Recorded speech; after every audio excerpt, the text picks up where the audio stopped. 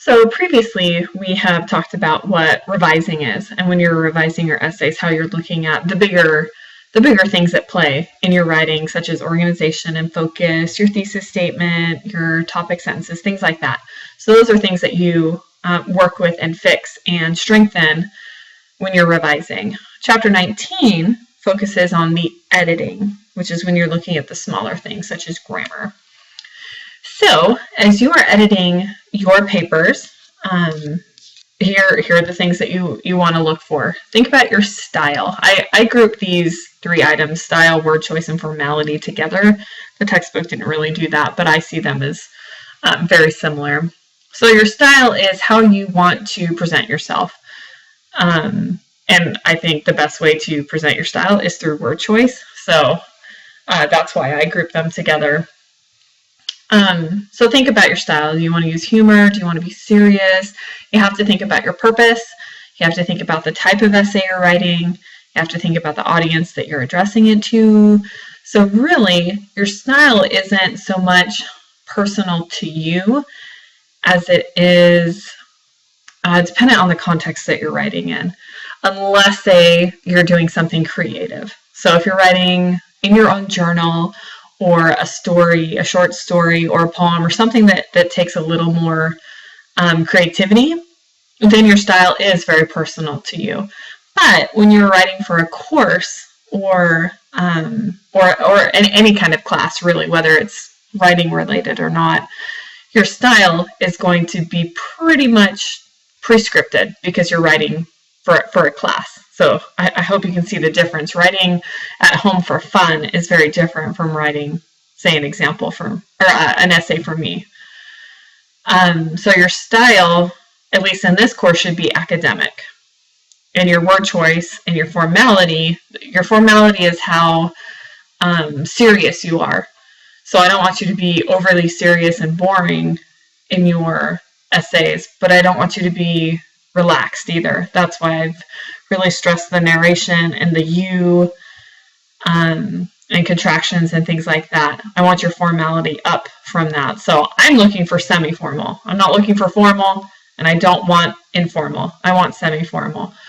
So your word choice plays into your formality, and your formality and your word choice play into your style. So you need to look for that. Look and see, do I have any contractions? Did I narrate anywhere where I'm not supposed to? Because unless it's in your narrative essay, I don't want you narrating at all. And a really easy way to determine that is to use the find feature in Word. Just go to find, type in the word I, or type in the word you, Y-O-U, and if any of that shows up, get it out, take it out, revise it. Okay? Editing is also when you look at grammar mechanics. When I say mechanics, I mean punctuation, capitalization, correct spelling, things like that. So that's when you look at the sentences themselves and make sure that they are functioning properly and that they're not fragments and comma splices and things like that. Also, when you're editing, you want to look for your sentence length and your sentence variety. So your sentence variety comes down to the types of sentences that you're using, and we've covered 4 in this class. The simple, the complex, the compound, and the compound complex. Those are the 4 different types of sentences you need to be writing in your paper, and you need to see your pattern of writing. So if you have sentences that are overly long, cut them back. If you have sentences that are much too short, now, this isn't to say that really short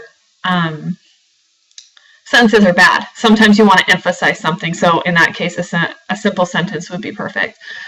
Overly long sentences just get ungrammatical and confusing. So you don't want long sentences.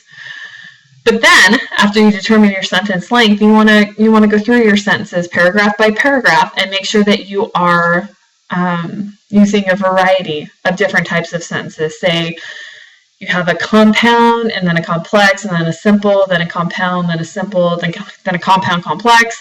You need to be aware of that stuff because it affects how your reader is able to read your writing. It affects the flow and the unity and the cohesion of your writing. So sentence length and variety is very, very important. And you've learned This chapter covers combining sentences, but I know a previous chapter did as well. So if you find that you've got a series of short, choppy, simple sentences in a row, all you have to do is use one of the techniques for combining them. And then you're going to vary your length, you're going to vary the variety just through combining them. So that's a really easy fix if you find that your sentences are quite repetitious. You also want to make sure that your wording is very clear, that you don't have any of those vague pronoun references or things like that, especially at the beginning of paragraphs. You want to make sure that your reader is always with you, always understands what you're referring to, and you want to make sure that any description you might include in an essay is clear. So again, this is more sentence level. You want to make sure that your words are working to benefit your message. Okay, so you're looking at the sentences and how they're all working together. All right, so here's some tips and helps for editing. Number one, pretty easy. Have somebody else look at it. Hopefully somebody who has a clue about grammar and writing. I wouldn't recommend giving it to a fellow student so much because they may not have much better of an idea than you do. But if you have nobody else but a friend, who's also in college with you, that's totally fine. They can at least help you with descriptions and things like, I don't know what you're trying to say here. They can help with that because they're not you. Sometimes you kind of get caught up in your own writing. So no matter who it is, it's always good to have at least one other person look at your paper, but the more comfortable they are with grammar and things, the more they can help you edit. Another thing that you can do is read your paper out loud. This will help you determine your sentence length and variety, where you need to combine sentences. It'll also help with your transitions a bit. And read it out loud alone in your room. Nobody needs to hear you. It doesn't need to be embarrassing, but it'll help give a natural cadence to your writing. And if it sounds choppy and it's hard for you to get out of your mouth, then it's probably going to be hard for someone to read. So read it out loud. It doesn't take long. And read it as if you're giving a speech. Really try to speak it as it's written, and then it'll help determine where you can strengthen.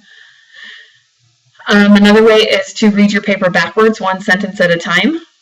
So you have to do it one sentence at a time so that you can see. You can't go word by word, if that makes sense. It has to be one sentence at a time so you can still see the grammar going on within it. But what this does is it takes the sentence out of context. When you read your paragraphs, you know what you think you're saying because you understand what you're trying to get across. However, what you think you're saying and what your paper actually says are two very different things. So reading your paper backwards can prevent that. I don't have really good luck with it. I get kind of bored, but it works for a lot of people. So give it a try. If it doesn't work for you, find another way. But if it does work for you, it can be helpful for you to see the grammar, where commas need to go, and if something's missing. Also vague references, really. If you're looking at a sentence, you're like, I have no idea what I'm referring to because you had already referred to it, you might want to clarify that somehow. Make sure you don't edit until you're completely done with revising. Otherwise, as you revise, if you revise and then, or edit and then revise, you need to go back and edit what you revised because grammar errors can still occur just typing a new sentence.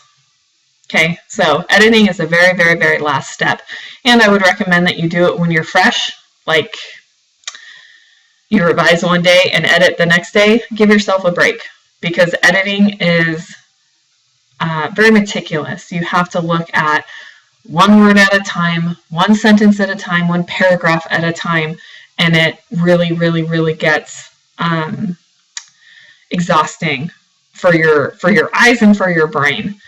And when you start getting lazy, you start skipping errors, and then you're not editing anymore. You're just reading your paper. So start when you're fresh and go really slow and give yourself lots of breaks in between. Like seriously, edit one paragraph at a time. Edit a paragraph, leave for a couple hours, and then come back. Do another paragraph, then leave. there's nothing wrong with that. The more fresh you are, the better, more than likely, you will be able to do. So here you are. Not a whole lot of amazing, insightful information, but it is really helpful hopefully you've gotten a good foundation of grammar with all the activities and things that you've done so far this quarter. But now it's time to go back into your own writing and make sure that what you're doing is correct. So if you have any questions about this information, let me know. Otherwise, happy editing.